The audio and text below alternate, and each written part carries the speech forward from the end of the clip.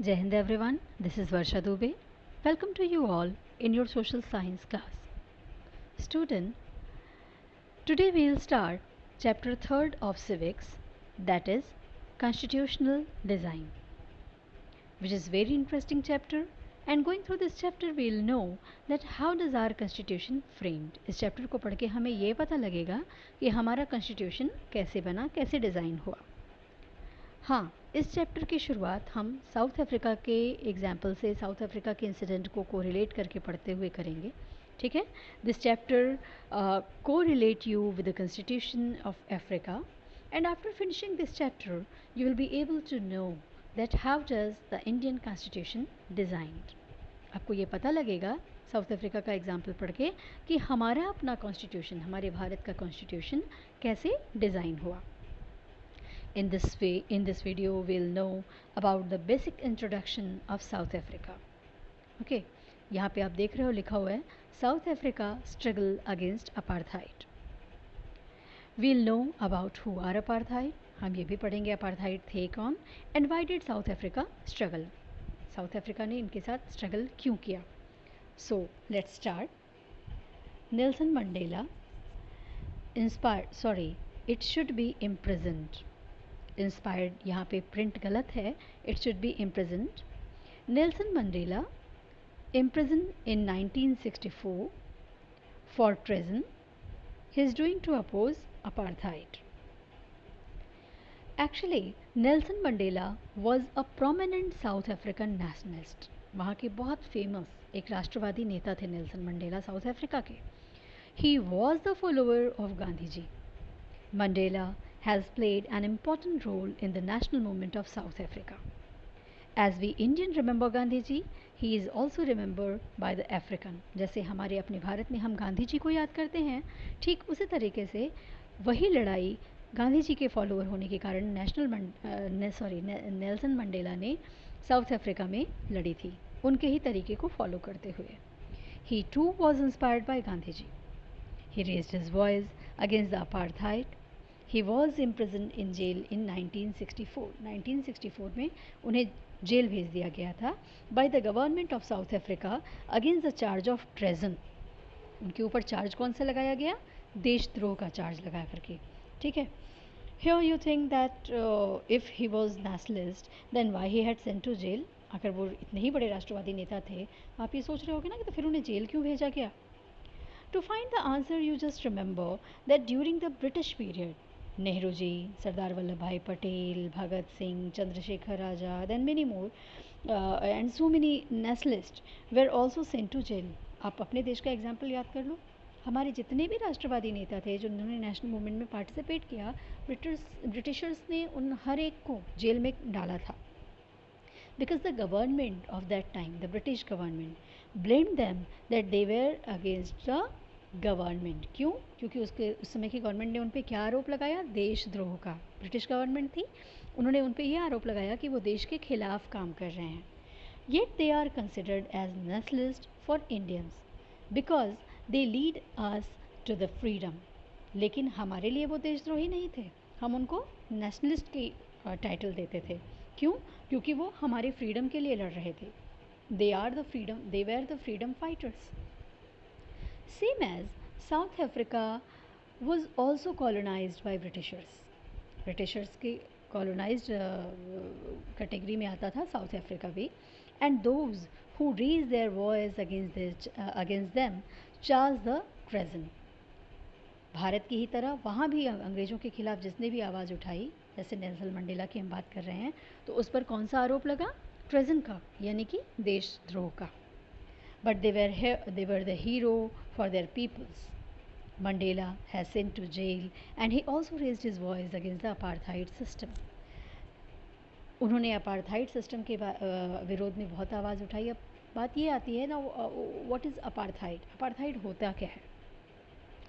Apartheid, this is actually the racial discrimination promoted by white government on the basis of skin color. Apartheid system is a system of social discrimination.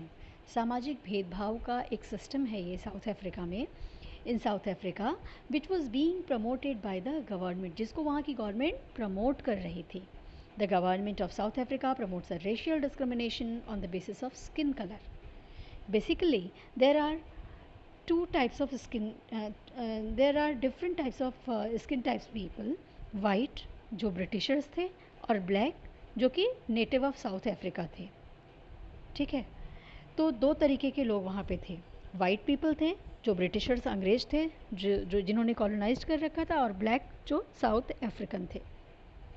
Weather they are the Indian or brought to serve as the plantation worker. इसमें एक बात आप याद रखिएगा, ये proper south Africa के ही लोग black नहीं थे, वो इनमें कुछ ऐसे इंडियंस भी शामिल थे जो as a plantation worker Britishers के द्वारा वहाँ पे ले जाए गए थे. ठीक है, collectively they were known as non white. इनको नॉन वाइट भी कहा जाता था. There is the discrimination between black and white. इस तरीके से साउथ अफ्रीका में ब्लैक और वाइट की लड़ाई थी, भेदभाव था. The government was run by the whites who were in minority. Government किसके द्वारा चल रही थी? वाइट्स के द्वारा, जो कि अल्पसंख्यक थे, माइनॉरिटी थे. ब्रिटिशर्स की बात कर रहे हैं हम. They had to control on all resources and the non whites will had to suffer a lot. सबसे ज़्यादा प्रॉब्लम किसके साथ आ रही थी? नॉन वाइट्स के साथ. सारा टॉर्चर वो कर रहे थे जो वाइट पीपल थे. ठीक है, पूरे रिसोर्सेज पर उन्होंने पूरे रिसोर्सेज को ऑक्यूपाई कर रखा था. अब है the problems which non white faced. कौन सी वो प्रॉब्लम थी जो नॉन वाइट्स लोगों को झेलनी पड़ रही थी? They will had to face several problems, जैसे forbidden from living in white areas. उनको स्ट्रिक्टली मना था वो कि जहाँ पे वाइट लोग रहते हैं वहाँ ना आए जाएं. They were not allowed to live in the areas where white people live.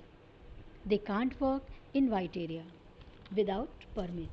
साथ में उनको बिना परमिशन लिए वाइट लोगों के एरिया में जाकर काम करने की इजाज़त भी नहीं थी. They were required to have the permit if they want to work in a place where white used to live. Third one is all the public places were separate for black and white policy of segregation. All the public places यानी जैसे school, park, bus stops, restaurants, all were having separate arrangements for white and blacks. All these places are well maintained for the whites and the poor facilities was providing to the non-whites. In this way, we see that there were problems faced by non-whites, several problems faced by non-whites. They were not allowed to oppose the system. Non-whites को even उस system को oppose करने की भी permission नहीं थी. Now, on the basis of skin color, white used to discriminate to the black. On the basis of skin color, white used to discriminate the black. Skin colour के ये हम second portion में आते हैं अपने इस पॉइंट के. Racial discrimination promoted by white government, ये तो आपने देख लिया. ठीक है, प्रॉब्लम्स क्या थी ये भी देखा. अब हम देखते हैं कि स्किन कलर के बेस पे क्या, on the basis of skin colour what whites use to discriminate blacks, क्या प्रॉब्लम वो झेल रहे थे, क्या करते थे. ANC की बात हमने की, अफ्रीकन नेशनल कांग्रेस. ठीक है, ANC means African National Congress. The ANC raise the voice against this word Congress means collectiveness. आप कई बार देखते होंगे कांग्रेस वर्ड, आपको इंडिया में भी देखते, कांग्रेस पार्टी से हमने जोड़ के रखा. कांग्रेस पार्टी बाद में आई, ठीक है, लेकिन ये कांग्रेस वर्ड हमें दुनिया के और भी कई देशों में, स्पेशली जो कॉलोनाइज्ड नेशन थे वहाँ पे देखने को सुनने को मिलता है. तो कॉलोनाइज्ड का मतलब, कांग्रेस का मतलब क्या होता है? The word Congress means collectiveness, लोगों का कलेक्टिव हो जाना. You can see the congress everywhere in the world, Africa, America, हर जगह आप देखते हो, इवन इंडिया.